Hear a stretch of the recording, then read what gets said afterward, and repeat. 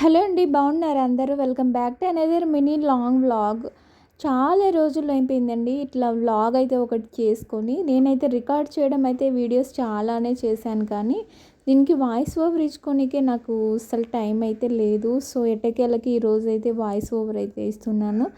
ఈరోజు అయితే నేను ఎక్కడికి వెళ్తున్నాను, ఏం చేస్తాను, అసలు ఏంటి స్టోరీ అని చెప్పేసి చూపిస్తాను. సో లాస్ట్ వరకు అయితే చూడండి. సో బాగుంటుంది, చాలా వరకు కూడా నచ్చుతుంది.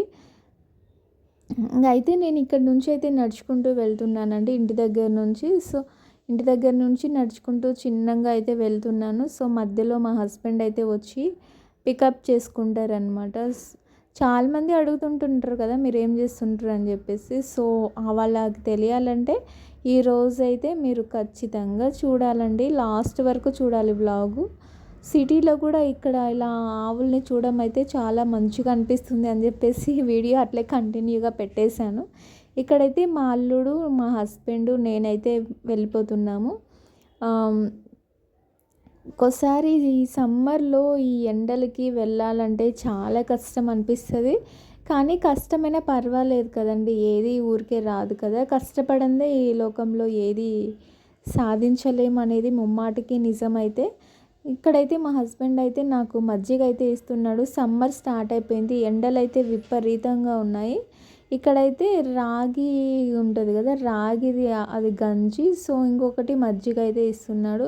మనము రాగిది అయితే తాగం కాబట్టి తీసుకోలేదు, మజ్జిగ అయితే తీసుకుంటున్నాను. సో మజ్జిగ అయితే తీసుకున్నాను. ఆల్రెడీ సమ్మర్ అయితే స్టార్ట్ అయిపోయినప్పటి నుంచి ఎండలు అయితే విపరీతంగా పెడుతున్నాయండి. చాలా అంటే చాలా పెడుతున్నాయి ఎండలు, వడదెబ్బ వచ్చేంతగా ఉంది. సో ఏదైతే ఎలాగైనా సరే బయటికి వెళ్తే అప్పుడప్పుడు ఇలా మజ్జిగలు అయితే కనిపిస్తాయి, తీసుకుంటూ ఉండండి. అదే అండి, మజ్జిగ అయిపోయిన తర్వాత ఇంకైతే స్టార్ట్ అయిపోయాం మెగన్. వెళ్ళే రూట్లో నాకు మిమ్మల్ని ఎవరు పట్టించుకుంటారు? ఇవి మళ్ళీ కడుతున్నారో లేక కట్టింది తీసి వేరే కడుతున్నారో తెలియదు, కానీ తల్లి ఉండేది పిల్లల్ని పట్టించుకోనికి, మీ అమ్మ ఏమన్నా పట్టించుకుంటుంది కదా.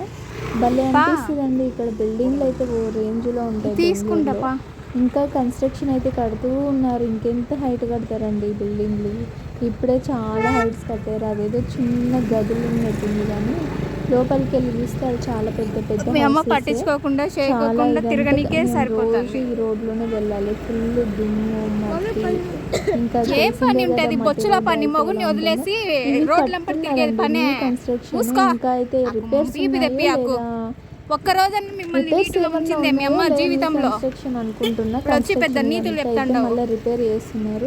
బట్టలు మార్చే కూడా లేదా ఓపిక, ఏం పర్వాలేదు, కొంచెం అయితే ఇట్లనే ఉంటుంది. ఇంకా నేనైతే ట్యూషన్కి అయితే వెళ్ళిన తర్వాత ఇట్లుంటుందన్నమాట. ఫస్ట్ చిన్న పిల్లలందరికీ ఒక రాపిచ్చి పక్కన పెడతాను. సో వాళ్ళు రాసుకుంటూ ఉంటారు. నెక్స్ట్ పెద్ద పిల్లలు వస్తే వాళ్ళకనమాట ఒక్కొక్కరికి ఒక్కొక్క టైంలో అయితే ట్యూషన్ జరుగుతుంది. ఇక్కడైతే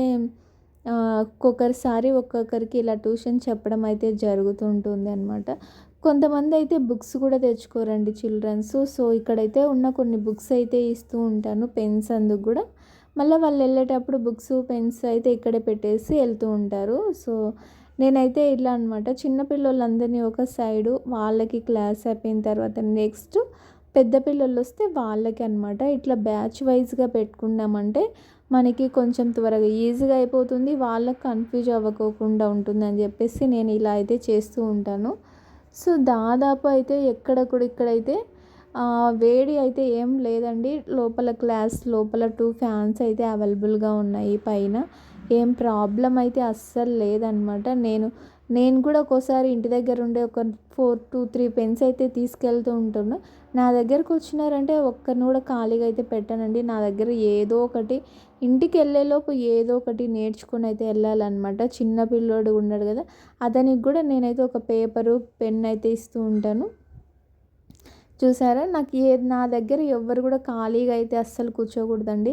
ఏదో ఒకటి రాస్తూ ఉండాలా, చదువుకుంటూ ఉండాలా. నాకు అలాగే అప్పుడే నాకు మంచిగా అనిపిస్తుంది. సో వాళ్ళు కష్టపడి చదివిన దానికి యూజ్ ఉండాలి కదా అని చెప్పేసి నేనేం చేస్తున్నానంటే, సో మామూలుగా చాలామందికి నోట్స్లలో రాసేకి ఉండదు కదా, ఇంకా లాస్ట్కి అయితే ఇంకా చిన్న పిల్లలకి స్టార్టింగ్లో అయితే ఏబీసీలు ఇవి చెప్పించేస్తూ ఉంటాను. సో ఒక్కొక్కరికి ఒక్కొక్కటి అనమాట. అందరికీ ఒకేసారి అయితే చెప్పను నేను. ఒక్కొక్కరికి ఒక్కొక్క టైంలో చెప్తే అప్పుడు మనకి కన్ఫ్యూజ్ అవ్వకోకుండా ఉంటుంది, వాళ్ళు కన్ఫ్యూజ్ అవ్వకుండా ఉండదు. సో ఇప్పుడే క్లాస్ అయితే జస్ట్ స్టార్ట్ అయింది. వచ్చిన వాళ్ళు ఖాళీగా ఉండకూడదు కదా పిల్లోళ్ళు అని చెప్పేసి నేనైతే స్టార్ట్ చేసేసాను అనమాట. నెక్స్ట్ అయితే ఇంకా వస్తూ ఉంటారండి.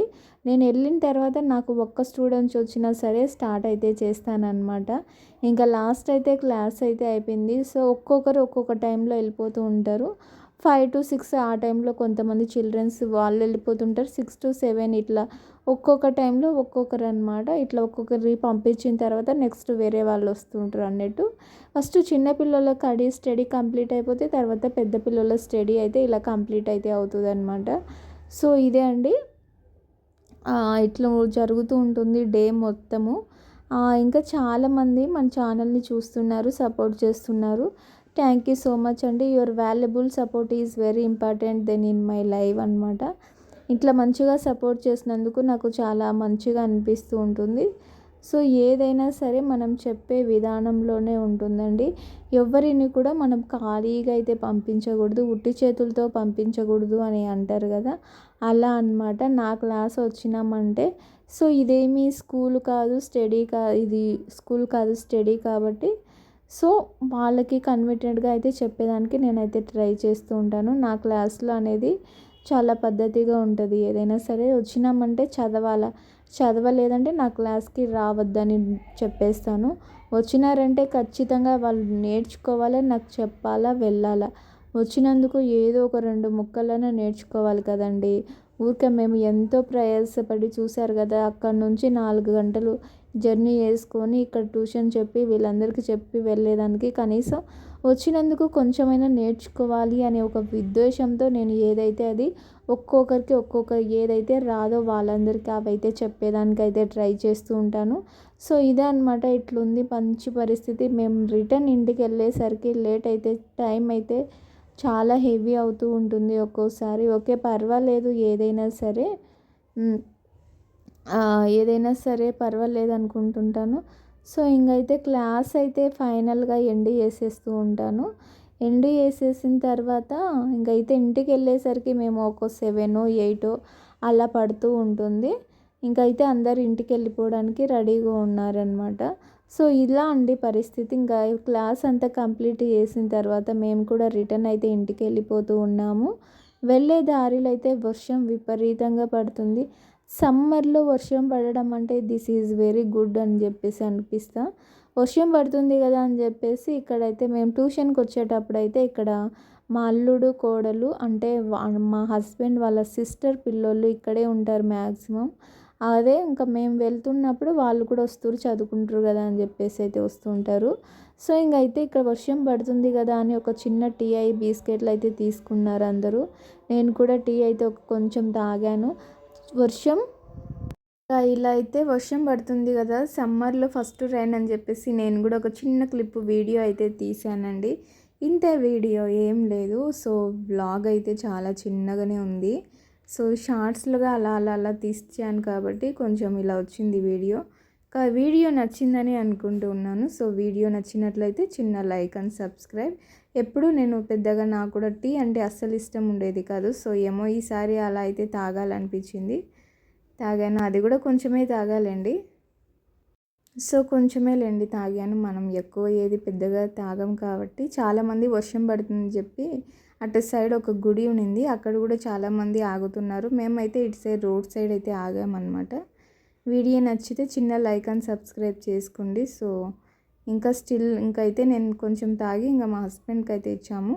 నేనైతే టీ తాగను, అందరికీ తెలిసిన విషయమే. Please support our live journey.